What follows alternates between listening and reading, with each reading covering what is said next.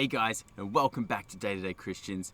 Here we are, cracking on from where we left off in verse 2 of Genesis. So what we've got here is we're painting a picture of what exists in the earth after those 7 days of creation.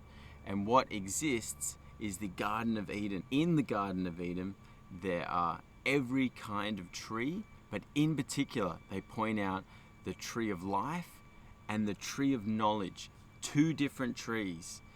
And straight away, God gives Adam his first command, which is that he can look after the garden, but he must not eat from the tree of knowledge. He can eat from any other tree in the garden, and he can have dominion over the garden, and it's his work to keep it and protect it, but he must not eat from the tree of knowledge. Then it goes on to say that it's not good that Adam is to be alone.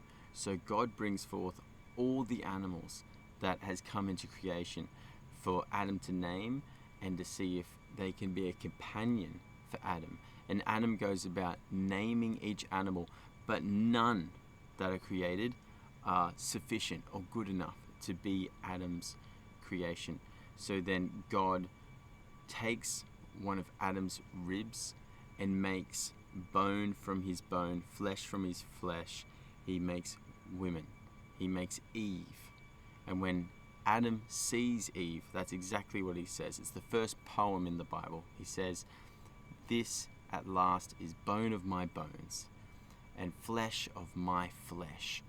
She shall be called woman because she was taken out of man." Straight away after that poem, the first wedding occurs between Adam and Eve, where it's talking about a man shall leave his father and mother and become one flesh with his wife. And so this union is really highlighted.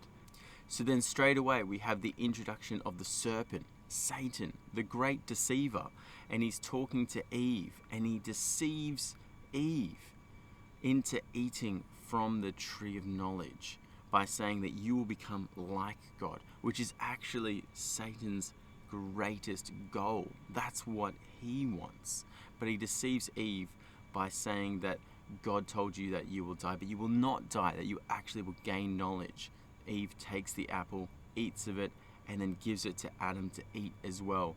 And what happens is they gain the knowledge of what is good and evil in their own eyes, and straight away they can see themselves as naked, and they have shame.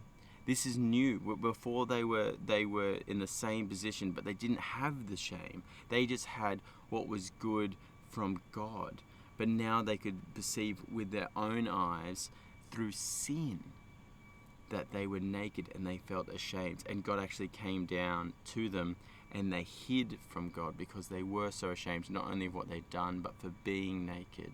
So God comes back down onto the earth and calls out to Adam and Eve. But Adam and Eve are actually hiding because they're ashamed for being naked, and they're ashamed of what they have done. And God calls out to them. They finally come out, and they were like, we were hiding because we were ashamed of being naked. And then he immediately knows, God knows, like, why do you think that you are naked? Who told you that? Did you eat from the tree of knowledge? And then Adam said that, yeah, we ate from the tree of knowledge.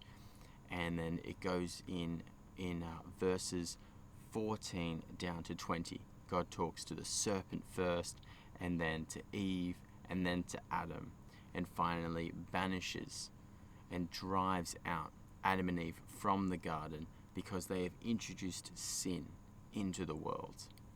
And so now they have to fend for themselves.